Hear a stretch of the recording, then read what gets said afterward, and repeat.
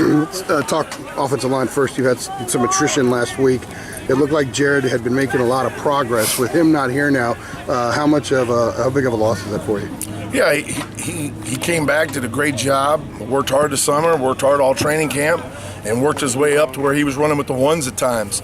And once school started, he just decided it was too hard, and there's too many things going on, personal reasons, and he decided to leave the program. So obviously, you know, that's not good when you lose somebody, especially somebody like that worked so hard and established himself. But it's, you know, the old next man up mantra is in effect, and so again, we've had guys in and out all camp, and we're rotating them through and just trying to get this thing solidified before game day. Nick Polino looks like he's entrenched right now at the left guard spot. How has he progressed this month? He's improved really well. You know, he's making strides with his football IQ and physically. So I've been pleased with him. You mentioned rotating guys. Do you have an idea of who you're going to start along the front line there on Saturday? Yeah, you know, I do have an idea. I think we're going to play some multiple guys. You know, and if you know we got all the right people, you know, if Spain's back and healthy, that'd be great.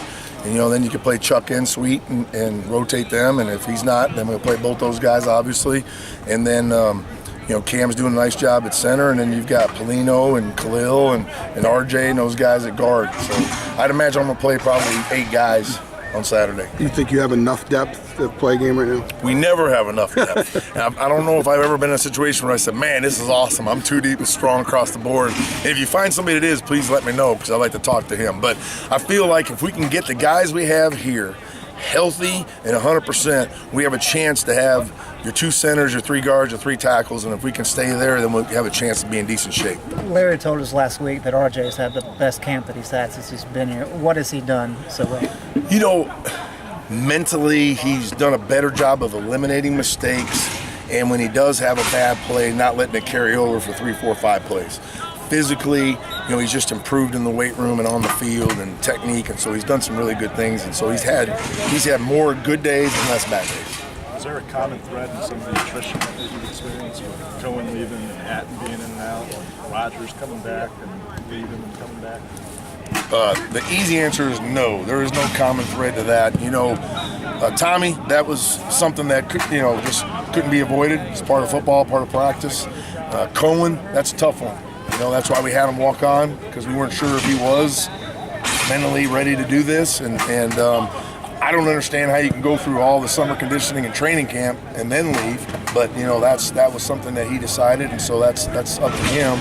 And, you know, some of the other guys, there's been some bumps and bruises, you know. And then, you know, anytime you bring in a guy, Khalil came in as a graduate transfer, and, you know, when those guys transfer, there's usually some reasons there. And he just had some things going on in his personal life that he thought were just too much for him at that time, and then he figured out that he could handle both, and so he came back. Do you feel like this has been like an abnormal situation with kind of the departure? Very abnormal.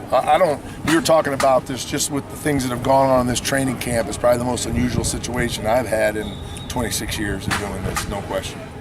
Do you have an you know how guys are going to handle practice reps, but now you got to get into a game with a lot of guys in different positions.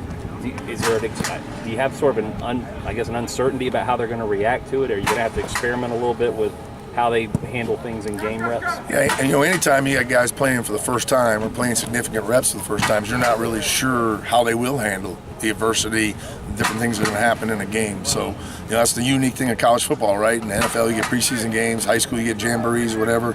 So the first time we get to see what they're all about is when they're live out there. So that's when we got to make adjustments, and that's when you get them calmed down on the sideline, and that's when you kind of start figuring out who are the guys you can really count on. Is that going to affect how you have to call a game?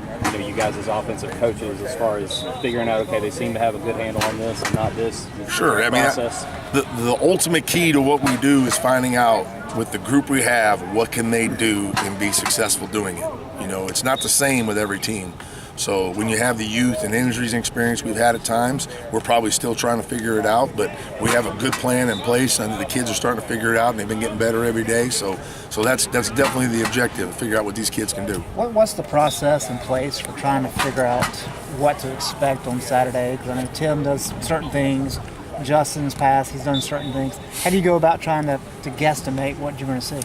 that's we went through it last year quite a bit, and so it's watching film. I'm watching 2011 Texas A&M defense. You're watching Fresno State. You're watching Wisconsin. You're watching USC when Wilcox was there. So, and then as coaches, you got to try to figure out what you think they're going to do, and there's some common themes in there, so you feel decent about that. But you also don't want to overwhelm your kids by showing them way too much, and then they can't get good at anything. So it's a little bit of a chess match, and that's why it's going to be really critical if they start doing or showing things that we didn't expect. We have to make great adjustments on the sideline, and when you're doing that with young kids, it's a little more challenging. So we got to do a good job at that. We got to do a good job of things we do they can execute versus multiple looks. It all the uncertainty, it does seem like Dillard, middle of the line, has been kind of a steady force all throughout the preseason. What has he added? He's been phenomenal. He came in and ingrained himself in this team, and I told some guys earlier that at the end of the summer they voted kind of leadership, and he's one of the top 2 to 3 guys on the offense and the offensive line. So that shows a lot, and he's come in and been solid since day one. So he's already part of the team of brotherhood, if you may, and he's learned this offense. And so there's always some little things that we do that they didn't do that he's still trying to figure out. But the base scheme and being part of this team is unbelievable what he's done. Thanks, guys.